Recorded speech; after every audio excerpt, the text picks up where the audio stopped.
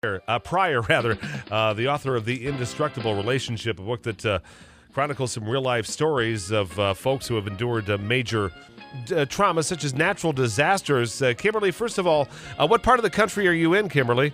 I'm actually from Gardnerville, Nevada, which is near Lake Tahoe. Okay. We've had, we don't have floods here, but we've had a lot of experience with wildfires. Yeah, it's been a strange year all across the country. Some parts of the country just so much water, and some parts of the country very, very thirsty. Yeah. And so, Kimberly, your book, Indestructible Relationship, first of all, there is a North Dakota connection in that. Yes, there is, actually. One of the couples featured prominently in the book is a couple named Melissa and Andrew, and they are from Grand Forks, North Dakota. They went through the big flood there of the 1990s. I think it was 1993. And there's a chapter in the book on them and the experiences that they went through during the flood and how the relationship skills that they used to help them get through the flood and relieve their stress. That was a devastating flood, and I believe 1997 is the year in Grand Forks. Yeah, okay. I covered it as well. Yeah, it was a devastating flood in Grand Forks. So they got through it okay, though.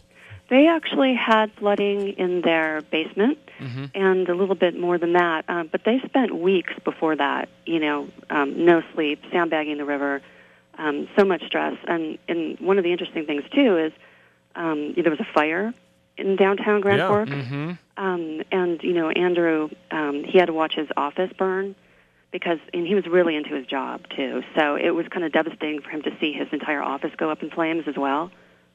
Oh, it was an incredible, just tragic event too. Watching your entire life pretty much go up in flames, if not being inundated by water too, at the same time. Yeah.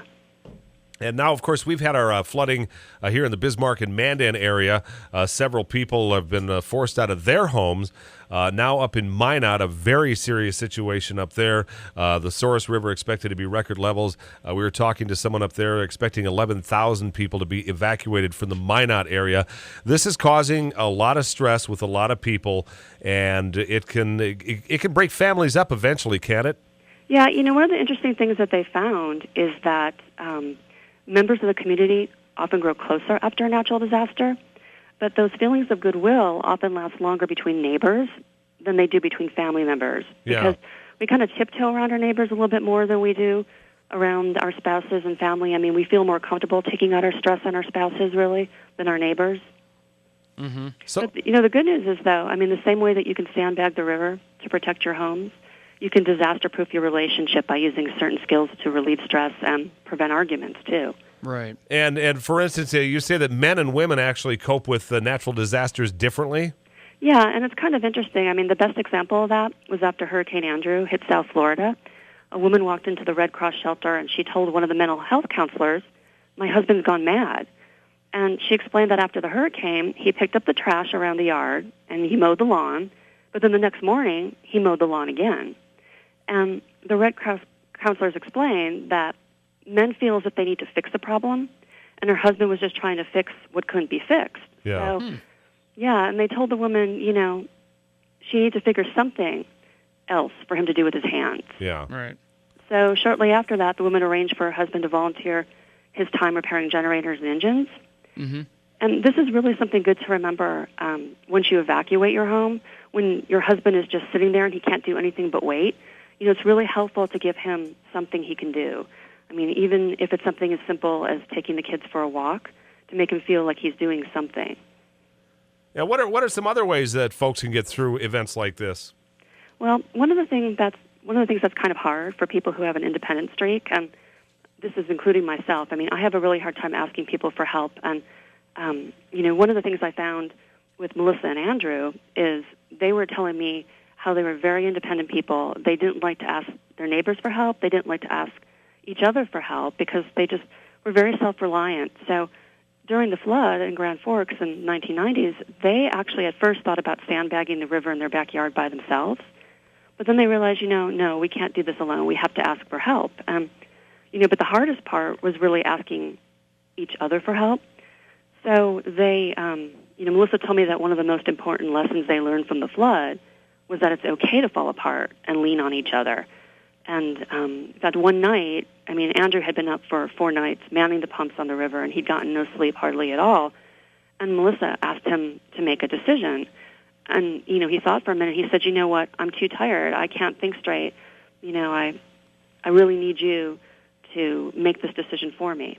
So it's really important not to be afraid to appear weak and needy and just ask each other for help when you need it. Yeah, the exhaustion is such a big factor in this too. It absolutely drains you. Another thing you say, have a sense of humor?